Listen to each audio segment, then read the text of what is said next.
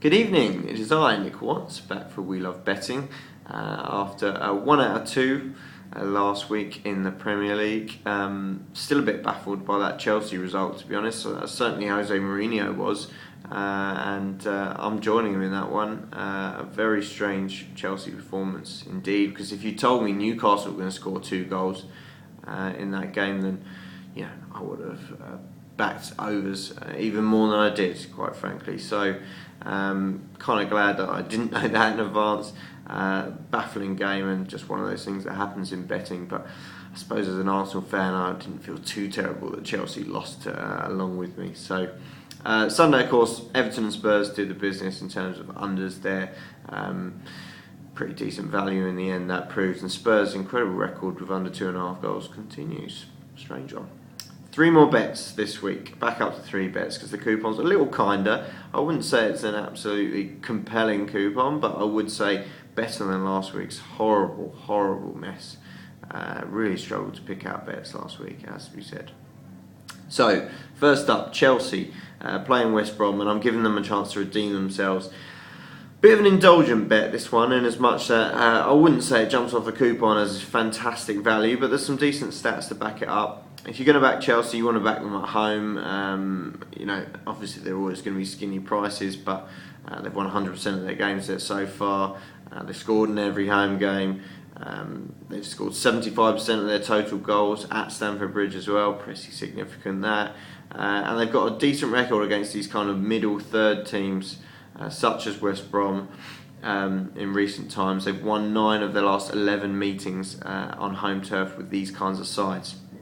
West Brom, on the flip side, haven't got a good record against the teams occupying top 6 positions when they play. They've lost 8 of their last 8 in those positions. Remember, this is against teams occupying a top 6 position at the time of playing, so that doesn't include Manchester United. As it happens, if you want to go on last year's final table, they actually drew 1, lost 5 away to top 6 teams in that bracket. Not had a good record in these kind of games generally. In fact, looking at against those sort of teams in the top 6 at the time of playing, they've lost 7 of 8 trips to those sides at half-time and full-time, and so that's why I'm going for Chelsea here, half-time, full-time at 17-20. As I say, it's not like it's astounding value, it just feels like one of those that's got enough stats backing it up and will hopefully be a winner.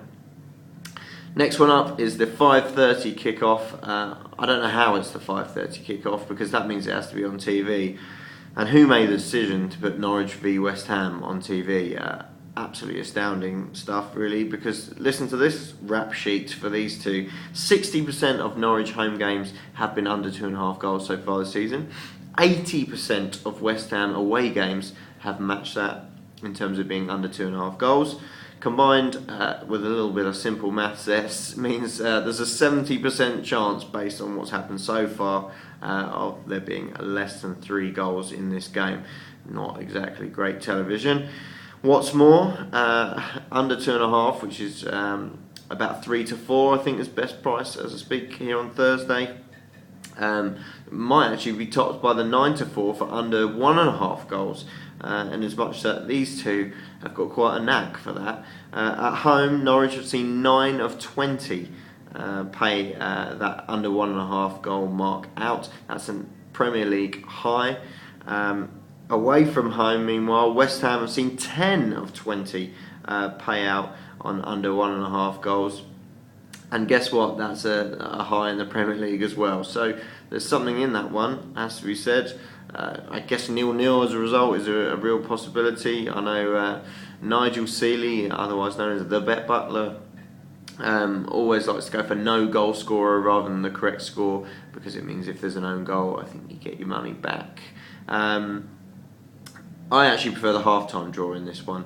Both of these sides prefer to score goals in the second half, it seems, based on what they've done so far this season. 83% of Norwich's goals have come after 45 minutes has passed, and West Ham, we're looking at 75% of their goals scored after the interval. Half-time draw is 11 to 10. plenty of opportunities to get with a few goals and draws and stuff here. I'm going for the half-time draw, but you might want to consider actually the draw in the half-time, full-time market, because that's 17-4 and looks pretty chunky to me. Third and final one then, we're moving on to Sunday's games, and it's Swansea-Stoke. It's another one that I expect to have relatively few goals in here. I had to say my initial reaction tonight when I was doing my research was that Swansea looked a nice price at 10-11. Looked a bit closer and realised that Mitchell's out injured. I don't know how I missed that before. But that's obviously massive for Swansea, absolutely massive, especially when they've already got Pablo Hernandez struggling. He's not playing in the Europa League tonight. We await for news, I guess, on his fitness for the weekend, but certainly Darren Lewis, a Swansea season ticket holder. Hi Darren. Thank you for your comments last week, backing up my theory that Swansea struggle a little bit when it comes to breaking teams down who come for a draw, basically, and I think Stoke will probably do that. Certainly Swansea's record in recent times not been great. Mark O'Hare loves to oppose Swansea. He was right to do so, obviously, against Cardiff last week. He took them on purely because their recent record, their last 20 games, I say recent record, it's quite a long spell really now, is 1-4, drawn 5, lost 11. Not great reading at all from Mr. Michael Laudrup, of course. And of last season's Premier League survivors, only Sunderland actually have a worse record than that, so pretty painful reading all round, definitely. I think there's a few extenuating circumstances with that, in as much as they were safe pretty early. They won the Capital One Cup. You know, they've had a tough start to this season as well. But nonetheless, missing two key players potentially. I can see Stoke coming and grinding something out here. I guess we have to mention that Stoke haven't been great away over that kind of last 20 games period. Their last 20 away games, won 3, drawn 5, lost 12. But, you know, Laudrup said that West Ham came for a point. I just think Stoke are well capable of grabbing a similar result if they come with the same tactics. Swansea, great passing team, but just don't seem to have that cutting edge at times. And without their star man, really concerned about their ability to win this game. Final point then, it's 5-2 the draw. It's definitely of interest, not least because thanks to Formlab Black, the football Formlabs product, which we at We Love Betting have had a bit of access to recently, I can tell you that if you'd back Swansea to draw every home game over their last 20 home games, you would be in profit. In fact, only 2 teams would have been more profitable in the same circumstances. So, looks a decent bet to me on that basis. 5-2 the price, and that's my third and final bet. Quick recap then, because I'm waffling way too long here. I'm going Chelsea half-time, full-time at 17-20. I'm going Norwich and West Ham to be drawing at half-time at 11-10. And 5-2, I'm going for Swansea and Stoke to finish all square at full-time. Cheers, guys.